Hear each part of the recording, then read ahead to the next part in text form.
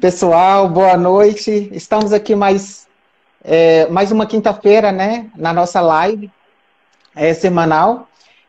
Nós vamos estar trazendo o destaque do último congresso do controle de infecção. Na semana passada foi muito bacana a participação de vocês também. É importante que é uma oportunidade para as pessoas que não foram até o congresso saber alguns pontos que foram tratados, né, no congresso de controle de infecção. Hoje nós vamos estar discutindo com duas especialistas que são feras na área, né? A Cíntia, que é de Brasília, ela atualmente está na qualidade de sírio-libanês, e a Sirlene Silva, que é um unânime, né, na questão de limpeza e desinfecção das superfícies, né, em serviço de saúde, voltada para o controle de infecção. Ela é consultora também da Inovid Consultoria e é mestranda em epidemiologia. A Cíntia, ela é especialista em controle de infecção, tem outras especialidades, né, Cíntia? E é mestre em gerontologia, não é isso? Isso, em gerontologia, com ênfase em segurança do paciente de idoso, né? Isso aí. Então, sejam bem-vindas, né? E aí, é com vocês. Cíntia, Eu começo. Bom, boa noite. pode começar. Prazer. Obrigada pelo convite. Então, falando um pouquinho, né, do congresso, assim, o que me chamou muita atenção, de destaque, seria mais a publicação, né, da Anvisa sobre as competências, né, do enfermeiro, não do enfermeiro, mas do profissional que atua no controle de infecção hospitalar.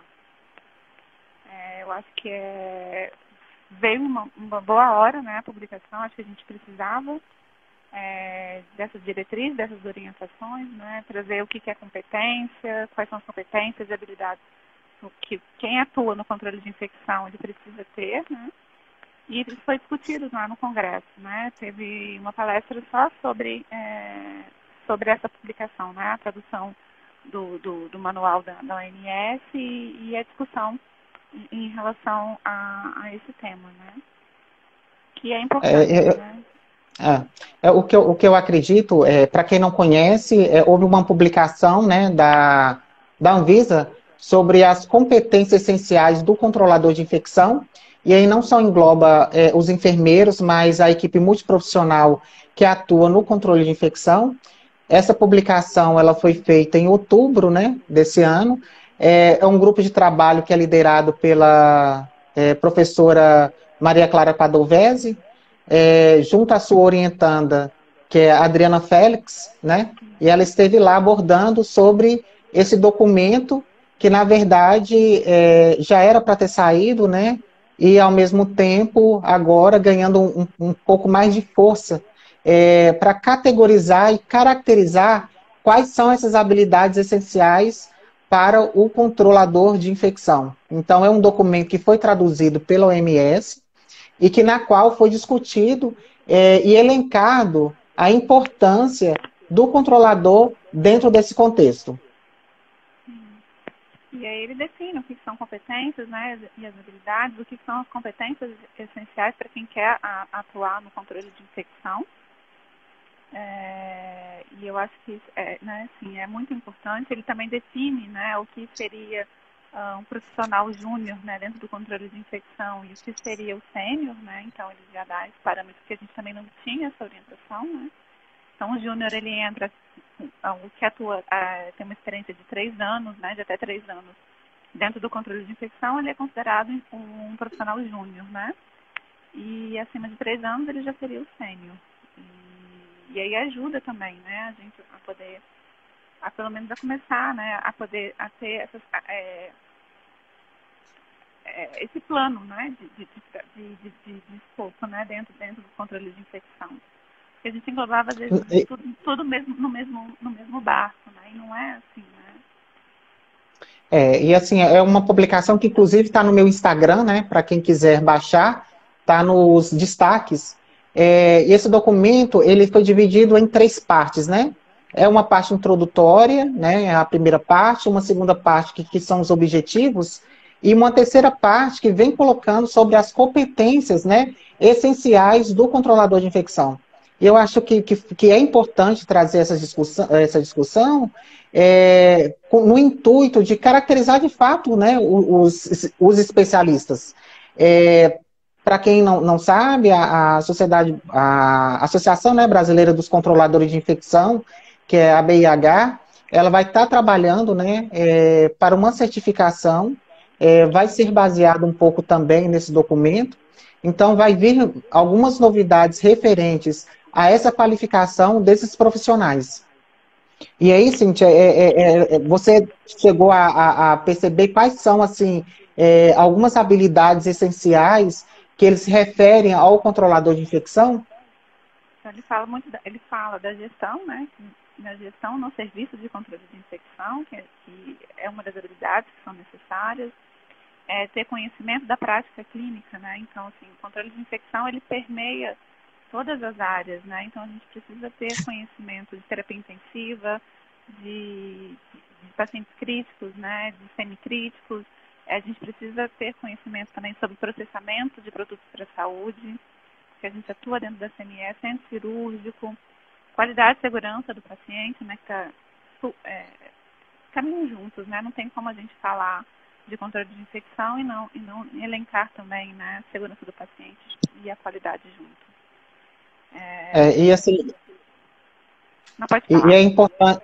E é importante também a gente trazer à tona aqui, né, a questão do uso racional dos antimicrobianos, né? Sim. Que até então, há 3 anos atrás, a gente vem trabalhando com mais ênfase, né, onde, acho que foi 3 a 4 anos atrás, que a OMS ela vem colocando, de fato, a questão do uso indiscriminado dos antibióticos, né?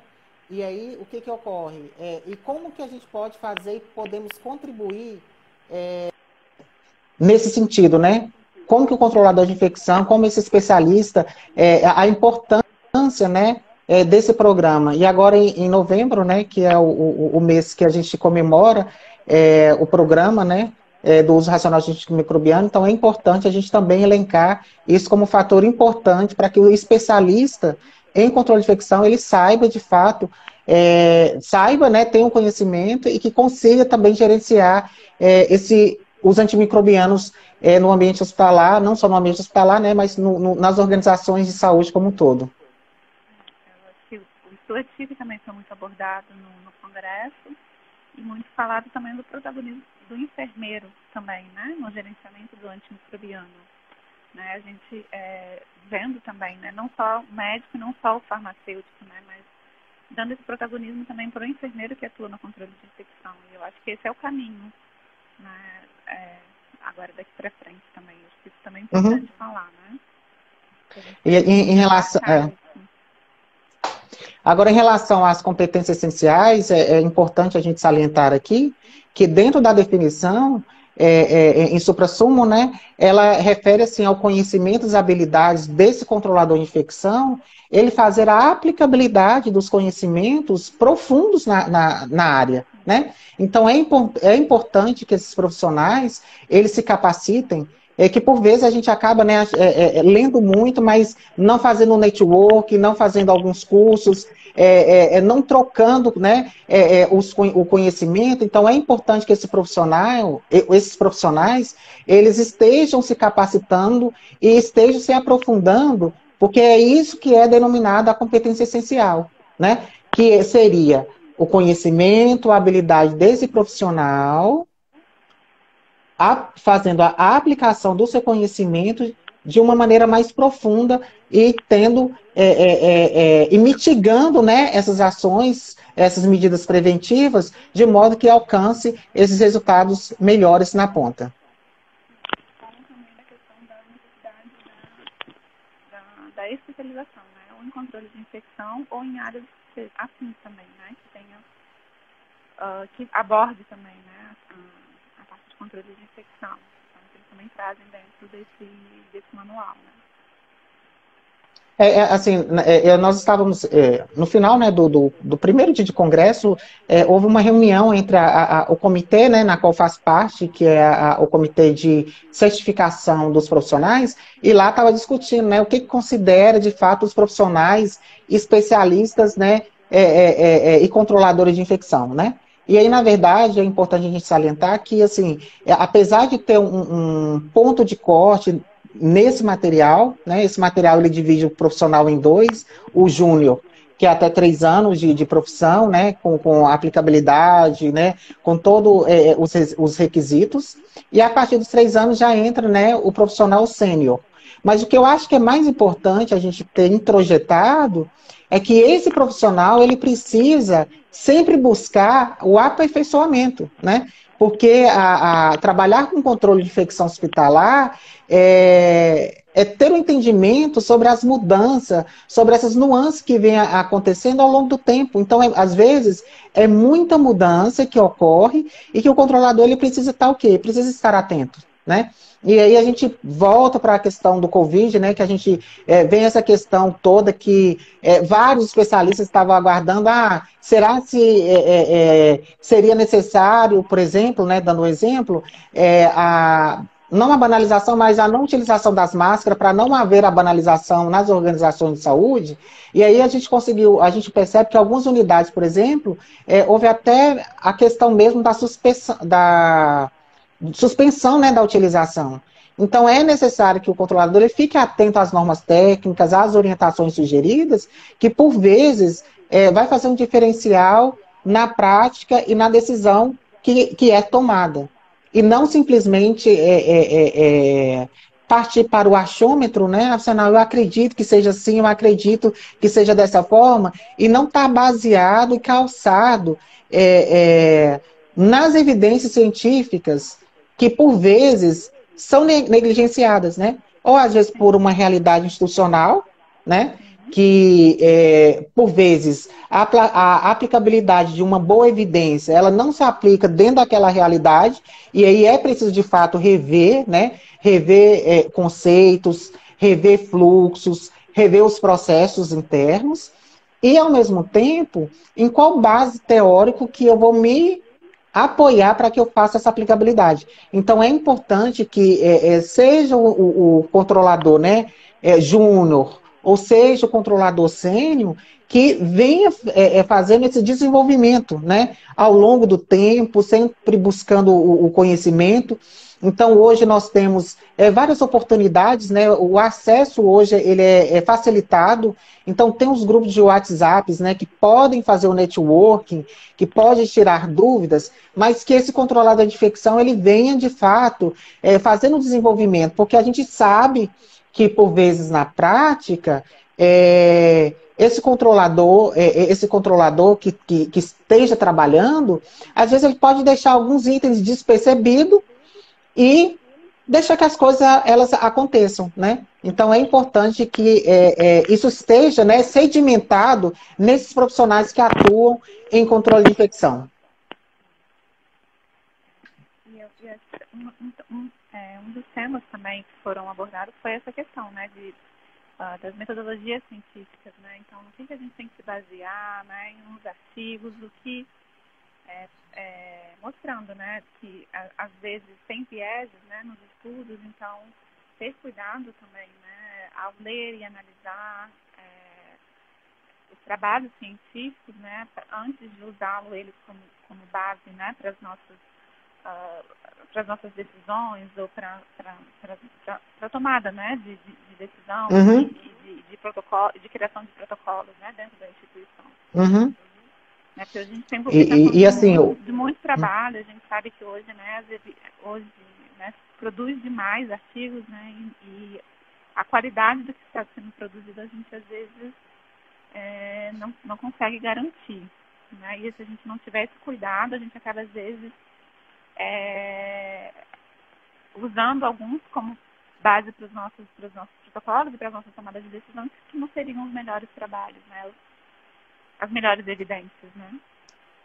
E assim, é importante também o que eu percebo, talvez seja uma percepção, e eu também acabo trocando com alguns profissionais, nós controladores de infecção, a gente tem que tomar muito cuidado, porque nós não somos detentores de todo conhecimento, né?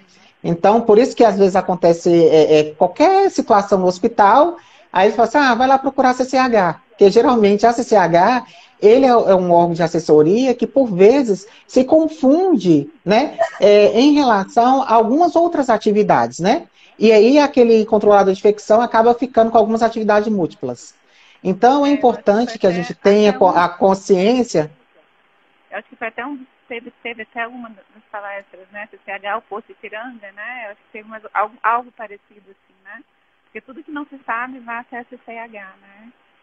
Que ela vai saber, né? De alguma forma, né? Uhum, E aí, realmente, a gente se sobrecarrega, né? E aí uhum, eu falo muito da questão da gestão de tempo. Eu vejo muito hoje essa grande dificuldade dos controladores de infecção, em saber gerenciar o tempo deles, né, isso. na execução das atividades. E eu acho que isso também Uhum, poderia até ter entrado também no manual, uhum. né, que eu acho que é uma das É, grandes dificuldades nossa hoje. uhum, Assim, um tempo atrás, já assim, coordenando a equipe de controle de infecção, eu vejo sempre que a principal queixa do controlador que está lá na operação meu tempo não é o suficiente, né? E às vezes uhum, não é só um controlador, às vezes a gente tem uma equipe uhum, até com mais enfermeiros até, e mesmo assim não conseguem executar as tarefas, né? Então, assim, falta muito essa questão da gestão de tempo, né? De saber gerenciar, de saber o que é aquilo que a gente, o controlador de infecção que a gente pode delegar, o que é realmente necessário que a gente execute, dividir, estabelecer, né, critérios, né, de criticidade. A gente trabalha muito com tudo é para ontem, tudo é um problema, tudo tem que ser resolvido, né? E a gente tem essa dificuldade do raciocínio, até da questão crítica mesmo, né? De que, uhum, uhum, se tudo é um problema, tem alguma coisa errada, né? uhum. E eu acho A Priscila aqui, Cintia, ela coloca que o profissional de controle de infecção, ele precisa estar embasado sempre, né? E sempre atualizado com as novas diretrizes. Não dá para viver de achismo. E assim, eu acho que é um ponto fundamental, né? Logo na linha introdutória, né, do documento, ele traz o seguinte, que é importante que o PCI, né, que no caso eles chamam de PCI, e que para nós controladores é o PCIRAS, né, que é o Programa de Controle de Infecção relacionado à assistência à saúde, que ele esteja baseado, né, nas melhores evidências científicas, né? Ou nas evidências científicas, porque às vezes a melhor evidência não seja aplicado naquele momento, dentro daquela realidade da organização. E aí vem de encontro o que você falou, porque quando a gente fala sobre o programa, né, de controle de infecção, é importante que a gente estabeleça um diagnóstico, mas ao mesmo tempo nós consigamos desenvolver um planejamento. É o planejamento que vai fazer diferença para o controlador de infecção. Então, qual é o nível de prioridade, né? E aí a gente tem várias maneiras de fazer. E uma dessas maneiras, por exemplo, pode ser através da matriz Gucci, né? Em relação à priorização das ações, ou que pode ser, né, um brainstorm com a equipe multiprofissional, de forma que, a partir desse programa que esteja baseado, né, tecnicamente, nas boas evidências, e, ao mesmo tempo, ter um planejamento para que possa haver uma execução das atividades. Porque também de nada adianta haver esse desespero, tentar implementar todas as medidas e não conseguir um resultado efetivo, né? Então, eu acredito muito de ir aos poucos e comemorar pequenas vitórias, né? Então, às vezes, a gente vive, por vezes, em unidades que a gente leva quanto tempo para poder conseguir o quantitativo adequado de dispense de álcool em gel, por exemplo, né? Eu acredito que tem unidade, por exemplo, que tem a dificuldade de até ter o cartaz da técnica, né? Que aí entra a questão da estratégia multimodal, de ter no ponto de assistência, né, os lembretes para os profissionais fazer a execução da higienização das mãos, e que por vezes não tem também na unidade. Então, o que eu acredito que é ir por partes, né? É fazer um programa, ter uma base tecnicamente e vir a fazer essa execução. E, ao mesmo tempo, esse profissional vir a se capacitar, vir a fazer, né, novos cursos, fazer novas discussões, de forma que ele consiga se fortalecer, aprimorar e fazer essa aplicabilidade de todo esse programa na ponta de forma mais consistente. foi falado também, né, da aplicação das ferramentas de qualidade também, para apoiar o controle de infecção. Né? Então, a gente tem várias ferramentas aí que podem auxiliar a gente, né, nesses quesitos. A gente tem o próprio Lean hoje, né, o Lean Healthcare, o Lean Six Sigma, né, que a gente pode também estar aplicando ele dentro do controle de infecção, pensando na melhoria da adesão às medidas, né, de prevenção. Então, a gente já tem estudos mostrando a aplicação do Lean para a melhoria de adesão higiene das mãos, para prevenção de infecção de corrente sanguínea e cirúrgico também, né? Então, a gente também está sempre correlacionando, né? O que a gente pode também usar da qualidade para apoiar o controle de infecção. O próprio PDSA, né? Também, né? Os nossos planos de ação baseados no WWH, né? Então, eu acho que é importante a gente também fazer uso desses instrumentos, né? Trazer para o controle de infecção. É que a gente, às vezes, ainda tem essa dificuldade, né? E acho que o planejamento é isso mesmo. Assim, falta a gente planejar, falta a gente ter ações também que sejam metas atingíveis, né? A gente, às vezes, quer ser usado demais e acho que isso também acaba causando muita frustração para o controlador, né? Que está no operacional. Então, não dá para resolver tudo. Assim, uma questão muito interessante também que foi abordada. Ao mesmo tempo, né? Não vai dar. Não tem como, né? E assim, um dos atores que por vezes também é esquecido, né, são os pacientes, são os visitantes, né? Em que momento os profissionais, né, controladores de infecção, têm tempo, né? Porque às vezes as comissões, os serviços, né, nem falo as comissões, mas os serviços de controle de infecção, eles são subdimensionados, né? E por vezes a gente esquece do visitante, esquece do paciente. Então, o programa ele precisa estar o quê? Ele precisa estar integrado, né? É na equipe multiprofissional, é a centralidade no paciente e que tem, né, os seus apêndices, no caso, dos visitantes. Então, é importante a gente ter esse conhecimento. E para a gente poder desenvolver essas habilidades, esses conhecimentos, de fato, é nós estarmos aqui, por exemplo, né, numa live, podendo discutir, podendo trocar histórias, né? Porque, por vezes, o nosso relato vai ser uma realidade de alguém que está na ponta. Então, o que eu costumo falar, que por vezes, é o feijãozinho com arroz bem feito, né? Será que nós estamos garantindo o feijãozinho com arroz, o feijãozinho com arroz bem feito? E às vezes o profissional iniciante ele fica desesperado, porque de fato é muita coisa, né? Então, como que eu posso desenvolver um programa de maneira eficaz? Como que eu posso desenvolver as minhas competências? Porque as competências essenciais do controlador de infecção é ele saber a sua aplicabilidade na prática, né? E por vezes a gente temos experiências com alguns profissionais que têm a formação, mas não têm o raciocínio de como aplicar aquele seu conhecimento na prática. Porque a prática, por vezes, é diferente.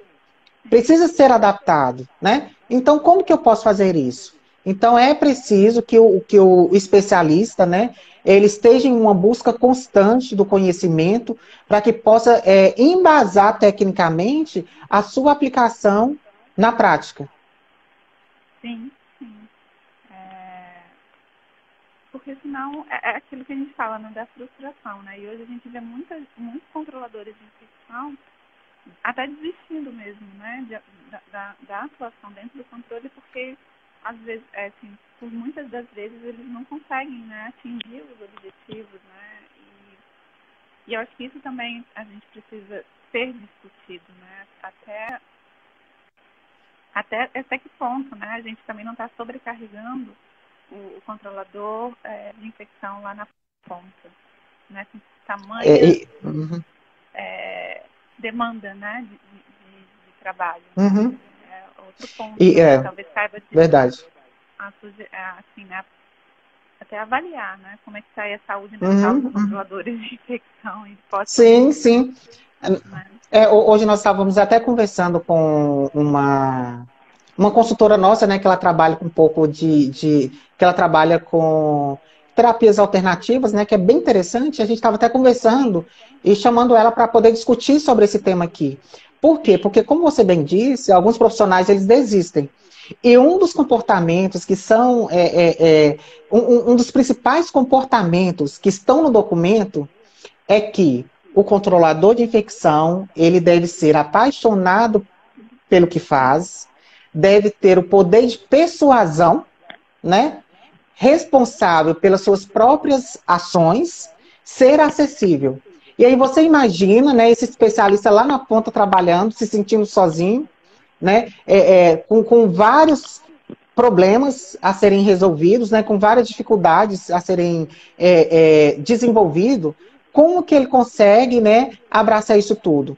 Porque por várias vezes o especialista ele é a ligação, ele é um elo de ligação e na gestão de conflitos institucional, né? Então as pessoas elas acham e acreditam que a gente sabe de tudo, né, na verdade. Então, dentro desse contexto, é importante que o controlador ele esteja firme, ele se auto-reconheça, né, para que ele possa transbordar isso de forma que ele consiga trabalhar de uma maneira mais eficaz, né, de forma que as pessoas tenham ele como referência, né, dentro da unidade, no que diz respeito à prevenção das infecções.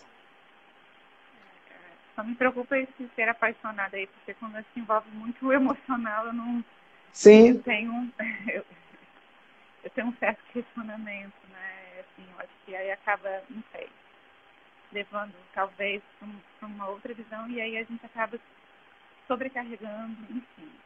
Eu acho que vale até a pena mesmo fazer estudos mesmo de como está a saúde mental aí dos controladores, né? Porque até não tinha nem pensado surgir, mas acho que vale a pena. Porque mas sozinho a gente também não resolve, né? Então, assim, isso aí. você tem que ser determinado, tem que ter o poder de persuasão. Mas às vezes você até tem, mas não é a prioridade, não é o momento da instituição. Então, isso vai muito da maturidade também, de quem está na alta e na média gestão. Então, eu acho até às vezes um pouco injusto com o controlador de infecção, né? Essa responsabilidade. Só ele, né? Ter que fazer todo o serviço, né? A enfermeira Michele colocou aqui que lá no Congresso ela observou, né, várias ferramentas de auxílio e resultado na prevenção da IRAS. E mais uma vez, assim, reafirmando a necessidade desses profissionais irem em busca da capacitação. Então, fica aqui o convite para todos vocês, né, que queiram consultar o documento. Esse documento ele se encontra, né, no meu Instagram, no link dos destaques, tá? E agora a gente partir para outro ambiente, né? Eu queria ouvir um pouquinho da Sirlene, que também faz parte, né? Que é a questão da limpeza e desinfecção das superfícies. Verdade. E que, assim, que por vezes a gente também fica na dúvida, né? É algo que às vezes parece meio que distante, né, do controlador de infecção, de conhecer esse processo, né, da equipe de limpeza. E aí, assim, a gente se vê no meio, né? Às vezes, numa contenção de surto, a gente sempre pensa na equipe da limpeza. E eu queria, assim, ouvir um pouco a Sirlene sobre a limpeza e desinfecção e a questão dos recursos, né, financeiros relacionados a esse serviço nas organizações de saúde. Boa noite a todos. Puxando um pouquinho a questão da atribuição do enfermeiro, a higiene também contempla, né? Porque quando fala de higiene hospitalar, se tem um enfermeiro que vai receber essa demanda, vai ser um enfermeiro da CCH, sem sombra de dúvidas, né? A gente já espera que isso aconteça.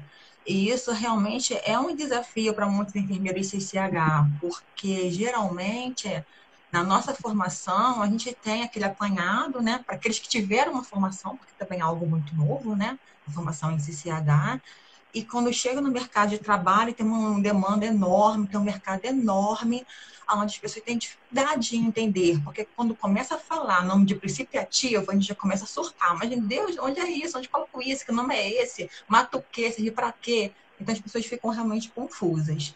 E, geralmente, quando as pessoas falam de higiene hospitalar, as pessoas associam muito a investimentos, né? É realmente esperado que, se você quer uma limpeza e uma desinfecção adequada, você acaba tendo que fazer algum investimento. Só que o mercado, né, o comércio, os fabricantes acabam trazendo uma enxurrada de novidades, uma enxurrada de novos produtos, não só produtos saneantes, mas também equipamentos, né, equipamentos que podem ser usados como qualidade, controle de limpeza, e nem sempre aquele investimento ele tem realmente um retorno confiável, um estudo realmente eficaz, o que a gente já acabou falando um pouco sobre isso hoje, né? Tem estudos, mas muitas vezes os estudos não têm aquele peso, aquela consistência que a gente precisa para trazer como evidência para a prática. Então, quando a gente fala de limpeza, é realmente necessário trazer um investimento nas palestras. Isso foi colocado como uma barreira, né? As pessoas não, geralmente, né, a direção, né, a gestão hospitalar, ela tem uma dificuldade de investir na prevenção, né? Nós como controladores de infecção, nossa meta é prevenir, né? E na parte da higiene é a mesma coisa. Então, é um investimento para a prevenção. E realmente tem essa dificuldade, quando vê o valor, né, acaba se segurando um pouquinho, mas não tem nada mais barato, mas não posso lavar esse pano 2 vezes, não posso reaproveitar, mas para que mop, se o pano de chão serve, mas por que cabo com aço, se de madeira, né? Por que eu não posso limpar o hospital igual eu limpo minha casa? Então, são coisas que a gente escuta sempre. E lá no Congresso, várias palestras trouxe esse tema, né, sobre essas questões que a gente enfrenta no nosso dia a dia. E teve uma palestra específica, eu achei muito interessante, que eles pegaram um estudo do George Gunn, ele pegou um período de estudo de mais ou menos 9 meses, ele colocou em prática nesse estudo que eles fizeram o manual que é da CDC, onde esse manual ele é sobre boas práticas de limpeza ambiental em unidade de saúde para ambientes de recursos limitados. Então, eles pegaram esse manual, o último foi em 2019, colocaram em prática o guia, né, o passo a passo que vem nesse manual. O local de estudo foi na África Ocidental, e foi na África, e durante 9 meses eles fizeram esse estudo em 3 maternidades. Então, eles viram que realmente houve uma melhoria na qualidade, não só a olhos nus, mas eles perceberam, por meio de ferramentas de acompanhamento, que trouxe benefícios para aquela unidade, com pouco gasto. Então, não necessariamente eu vou precisar ter um carrinho auxiliar luxuoso, com espremedor automático, um enorme, cheio de coisa em cima. Se a gente tem condições e tem espaço e estrutura para isso, a gente acaba dando uma melhor forma de trabalho para a equipe de higiene, porque é uma equipe, infelizmente, muito desvalorizada. Mas se não tem, a gente tem que trabalhar. Foi dito muito no Congresso. O ótimo é inimigo Ótimo, do inimigo. pessoal. Não, Então não adianta o que o padrão ouro, se eu vou ter várias quebras de processo e nem lá tem nível lá tem você. Então, preciso trabalhar com o que eu tenho para mitigar quebras de barreira e conseguir trabalhar em cima disso. Então, mas como que eu faço na minha unidade? Nem sempre a gente vai conseguir colocar exatamente o que está ali escrito na nossa realidade.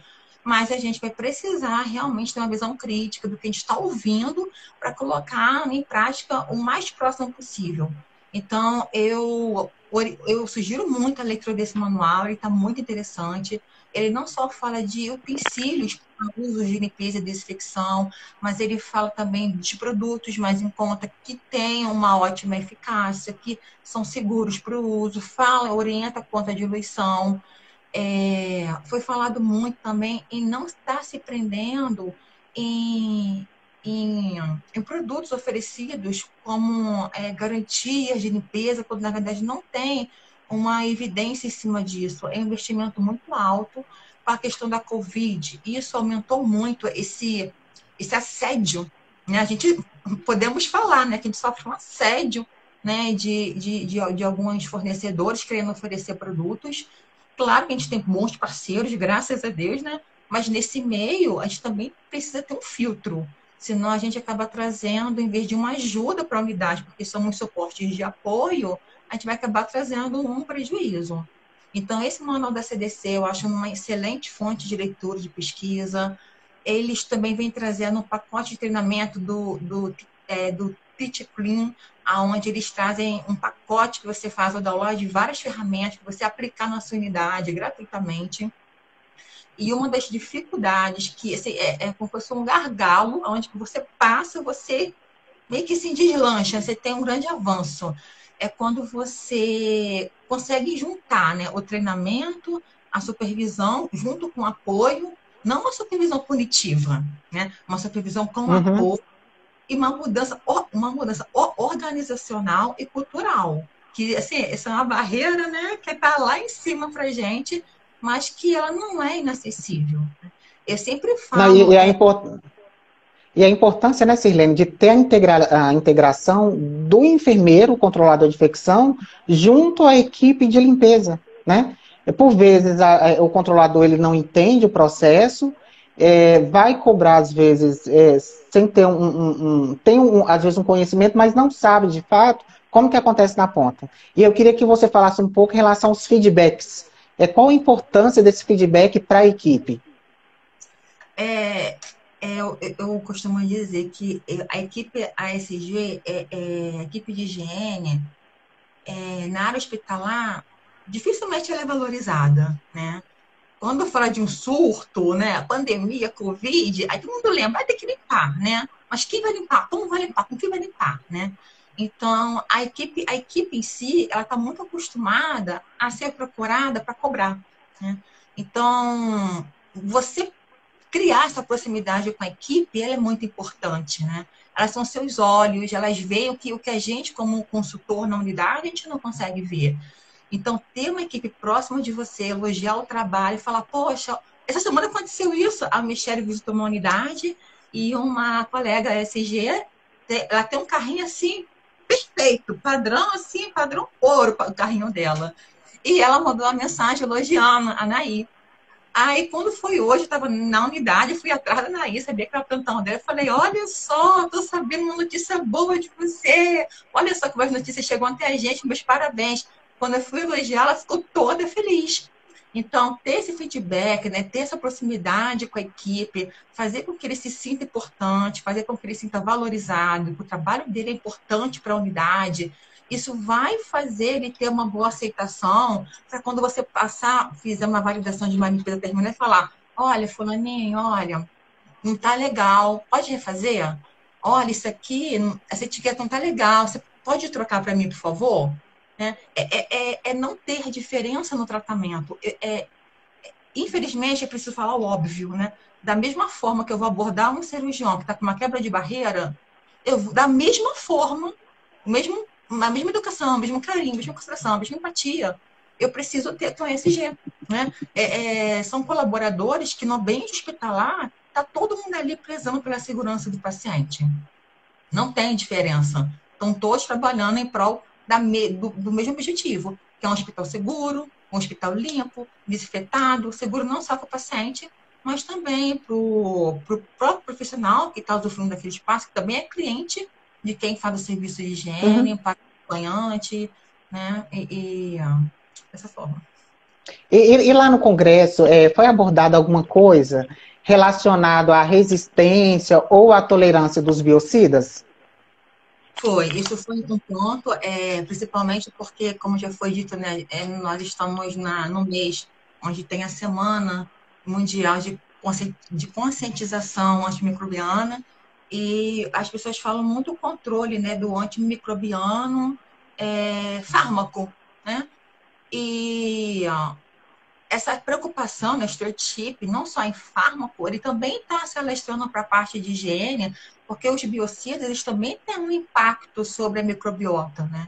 Então, eles vêm trazendo que tem muitos estudos, desde 2007, 2005, tem estudos trazendo evidências aonde o tipo de saneante que eu uso na área hospitalar, ele pode trazer alguma resistência para o micro-organismo que tem naquela instituição. Então, se eu estou realizando um tratamento com ATB tipo X do paciente, mas eu estou usando um biocida com princípio ativo Y, provavelmente pode ocorrer alguma resistência desse micro-organismo potencializado por causa do biocida que eu estou Uhum, usando no uhum, serviço de limpeza.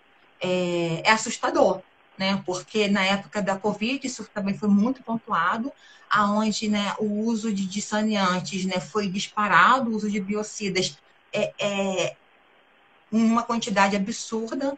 As pessoas fazem seleção de microbiota como se fosse uma questão protetora, e na verdade não é, está criando uma seleção, né, de bactérias, né, de micro-organismos nela, e que a gente não sabe até o momento o impacto futuro que isso vai trazer.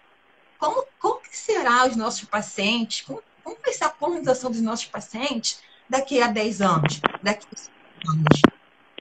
Que tipo de micro-organismo vão estar sendo selecionados? Então, os estudos ainda não têm essa resposta, porque ainda não tem para poder fornecer, mas que estudos apontam que é essencial fazer o uso reduzido de biocidas, isso é importante. E eles trouxeram algumas sugestões, como, por exemplo, se eu tenho um saneante, antigamente, não, muito assim, quando eu me formei, né? Antigamente se dizia que era muito bom eu ter um saneante com 2 princípios ativos, porque os 2 princípios ativos eu usava uma carga menor de ambos e potencializava o seu uso. Então eu tinha ótima potência com pouco nível de 2 princípios ativos. Hoje em dia é diferente. Então, se eu quero ter uma proteção, uma restrição de biocida, pensando no set chip, também na parte de saneante, o conselho está sendo eu atentar ao perfil da minha unidade, se aquele saneante atende, eu não preciso ter um saneante padrão diamante. Se o meu hospital precisa de um nível prata, eu vou adquirir um nível prata. Eu não preciso estar matando tudo que é micro-organismo com saneante se eu não preciso disso. Né? Atentar para o pH, atentar para o tempo de ação, atentar para se é volátil ou não, como que eu vou estar armazenando, como está sendo diluído. E também não me preocupar em ter vários princípios ativos naquele saneante. Eu preciso de um. Se um princípio ativo já vai atender a demanda da minha unidade, é um princípio ativo que eu vou lançar a mão e vou estar fazendo uso. O que também é uma dificuldade para o enfermeiro CCH, porque tem muitos enfermeiros, poucos CCHs. Eu costumo dizer que dentro dos CCHs, poucos estão envolvidos com a questão de limpeza e desinfecção hospitalar. Mas a gente não precisa entender tudo, né? O que mais fácil nessa vida é perturbar os fornecedores, porque ninguém melhor do que eles para entender o princípio ativo que eles estão me oferecendo.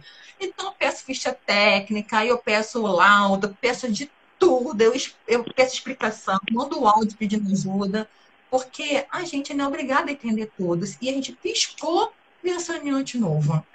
Então, a gente nunca vai abraçar tudo, nunca vai entender todos. Jamais, porque é, novidade tem nível de uma bola de neve, né? Mas a gente precisa estar buscando o que é melhor para a nossa unidade, não o melhor de tudo, porque não há dinheiro que chegue. uhum. Em relação às novas tecnologias, o Sirlene teve alguma novidade das novas tecnologias para averiguação de processo de limpeza, ou se teve algum maquinário novo? Teve alguma coisa relacionada a isso lá? Foi reforçando alguns indicadores de qualidade que a gente já conhece. Como foi valorizado muito a expressão visual, né?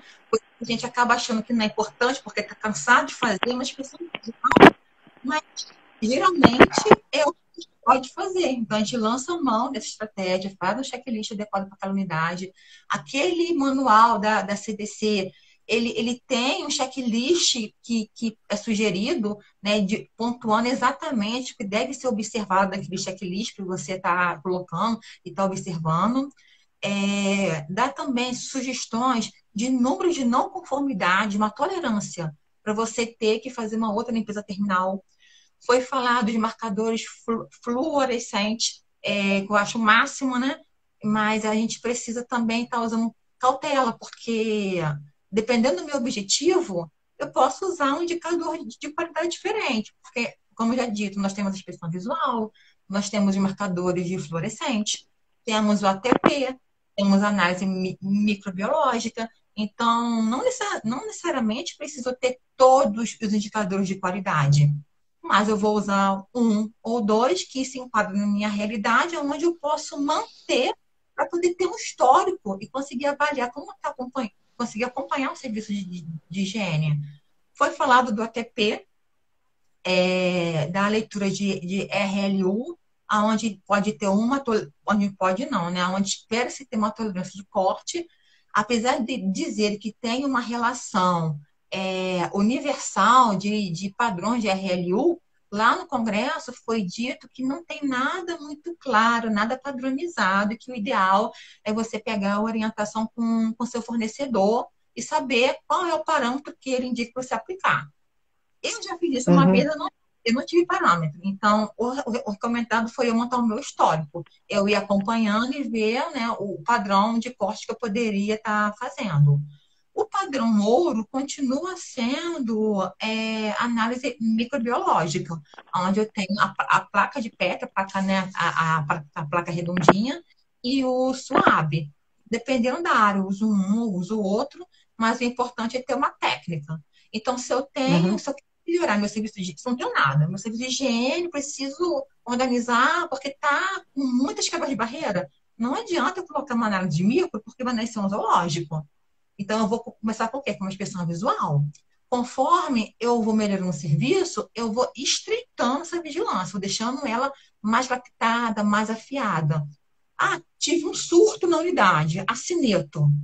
Pô, se eu tiver condições, eu vou preferir fazer uma análise de micro.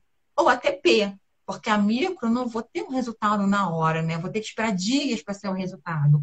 Então, qual é o meu contexto? Qual é o microorganismo? Qual é a necessidade? Preciso liberar leito? Então, em que situação eu me encontro? Então, essas quatro, né, foram as mais citadas, e as outras tecnologias, como a luz violeta e tapete, e um robozinho que vai emitindo uma luzinha e vai andando no quarto. Tudo isso foi colocado como muito interessante, mas eles não podem fornecer um excelente indicador de qualidade e ele também não substitui uma adequada limpeza e desinfecção. E também foi sugerido usar pelo menos de 2 ou 3 ferramentas para você gerar indicadores de qualidade, mas no mínimo 2. Então, a gente Uhum. geralmente impressão visual em um ATP, ou então um marcador de fluorescente. O marcador fluorescente ele é muito bom para treinamento, mas tudo depende, né, da equipe que você trabalha, né, do seu, né, o seu contexto, ele conta muito, né? Então, dependendo do nosso contexto, a gente pode lançar mão de 1 ou 2, ou dependendo de um surto, lançar mão até de uma micro, para poder rastrear melhor esse microorganismo e saber o ponto de origem, a fonte de origem. Como que chama o manual, Sirlendo? O manual que você está citando do CDC? A CDC é manual, deixa eu falar o nome certo para vocês. Boas práticas de limpeza ambiental em unidades de saúde em ambientes de recursos limitados. Ó, Quem então, tiver mais uma dica aí para vocês, pessoal. o Então, link, baixe o manual aí e vamos começar, né? Então, assim, eu acho que basicamente foi isso, né, que foi abordado, assim, dentro da proposta que nós fizemos, né? A questão, né, tanto do controlador do controlador de infecção, né, da equipe multiprofissional relacionado à formação, voltando também um pouco para a limpeza. A Valquíria, o Silene, ela está perguntando qual a periodicidade para a inspeção visual. dependendo da ferramenta que você usa, pensando em checklist, né, que realmente é o que é mais usado. A periodicidade, ela vai depender da quantidade. Se for até 150 leitos, a gente pode pegar uma amostra de 5%. Se for até 100, se for mais de 150 leitos, 5%. Se for menos de 150 leitos, a gente pode colocar uma amostra de 25%. Ah, mas o ideal era toda a limpeza terminal fazer o checklist. Concordo. Mas também você tem que ver a condição que você tem de ter um colaborador treinado e capacitado para toda a limpeza terminal fazer a validação e liberação do leito. Realmente seria perfeito, né? É o que a gente gostaria, né? Até para garantir a Verdade. satisfação do cliente, que é o paciente. Mas, infelizmente, nem sempre essa é a nossa realidade. Mas tem essa sugestão da Anvisa, que também tem na CDC, de ter essa amostra. Não precisa cobrir tudo, mas Uhum, uma está acompanhando e fazer rodízio. Então, uhum. se semana eu fiz a validação do meu CTI, então semana que vem eu vou estar fazendo a unidade de internação. E na outra semana eu vou estar indo na UTI NEO. Então, eu vou estar fazendo esse giro para pegar toda a unidade. Uhum. Perfeito, perfeito. Então é isso, pessoal. O Eu Manual queria de São agradecer. Paulo, só complementando, o Não, pode Manual de falar. São Paulo, publicado em 2019, ele dá várias sugestões em relação à periodicidade, percentual também. Ele também é um guia que também ajuda bastante. Eu acho que ele é interessante também. Porque ele também dá para Ah, várias legal. realidades, né? Para várias. Uhum. E eu acho que falar do One Health, né? Que eles falaram, né? A gente teve até uma palestra sobre isso Ah, e acho que isso é importante também, né? Dentro do controle, dentro dos tópicos abordados, né? Lá no Congresso, que eu acho que esse é o futuro da gente, né? É pensar na é, saúde é, como único, uhum, né? Como tudo é, interligado, né? é. Que o Para quem não ambiente conhece o One tem Health, interferência. para quem não conhece o One Health, é uma organização, né, que fala sobre uma única saúde, que faz uma integralização em relação ao ser humano, em relação, né, aos animais, em relação à questão da alimentação. Aqui no Brasil nós temos já tem esse movimento, então é um movimento que sempre vai ser comemorado, que sempre é comemorado, né, no dia 3 de novembro. Então, para quem tenha curiosidade, digitar lá podem fazer a busca, né, o One Health Brasil, que tem várias questões bem interessantes, porque é justamente isso que nós estamos discutindo, como integrar o meio ambiente, o ser humano, né, sobre tudo isso que está acontecendo. Então, hoje a gente já fala de fazer stewardship para os biocidas, né, e aí na live anterior nós falamos sobre o stewardship já para os antissépticos, né, e em contrapartida vem colocando a questão é, do uso dos antimicrobianos. Então, é importante, de fato, ter esse movimento justamente para trazer um pouco mais de clareza de tudo isso que nós estamos vivendo como um todo, né? Então, É, não pensando em todas adianta, essas novidades. porque não vai adiantar todo esse esforço dentro dos estabelecimentos de saúde, dentro do hospital, se a gente também não fizer a mudança dentro da comunidade, né? Então, é pensar no uso racional de antimicrobianos também na pecuária, né? Pensar também na agricultura, né? Que a gente também usa biocidas, né? Também na agricultura, a gente também está usando aí antibióticos na pecuária e aí, senão a gente também não vai resolver o problema, né? A gente vai fazer o Uhum, stewardship dentro dos hospitais, mas a gente vai continuar tendo problema da resistência aos antimicrobianos, uhum, né? E eu acho que isso é importante, uhum. né? É o futuro, né? E essa questão Perfeito, Cíntia. climática, que Uhum, também tem a ver, né? Então, uhum, assim, essas doenças todas que estão, né, ressurgindo ou aparecendo, que para a gente parece nova, mas que não são, vem dessa questão também, né? Então, a gente está uhum. entrando em um ambiente que não era talvez para a gente estar, né, invadindo, e de alguma forma a gente vai ser cobrado disso, né? E a gente Sim. precisa aprender a viver bem com, com, Uhum. com todos, né? É, E eu e acho que isso assim, é está uma muito questão. interessante lá. Uhum.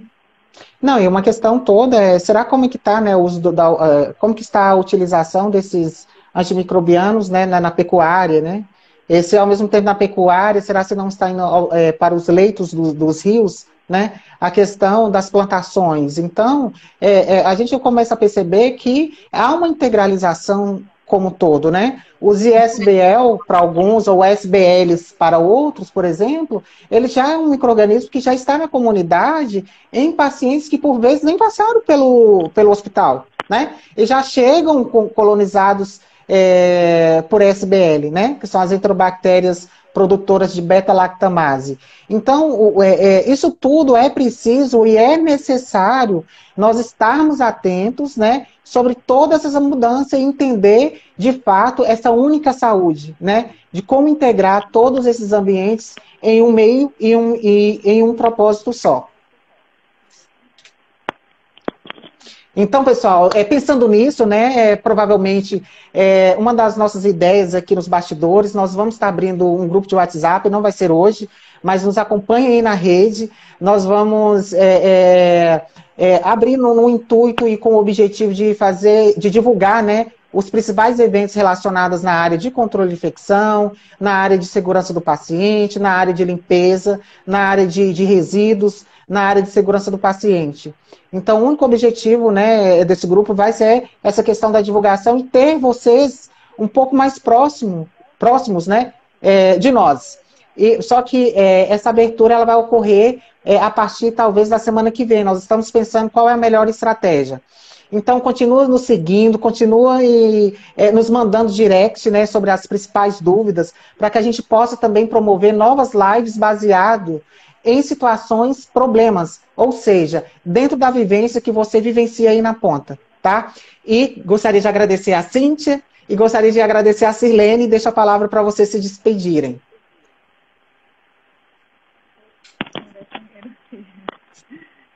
Agradeço a oportunidade, Érica e Sirlene, prazer participar com vocês e até a próxima.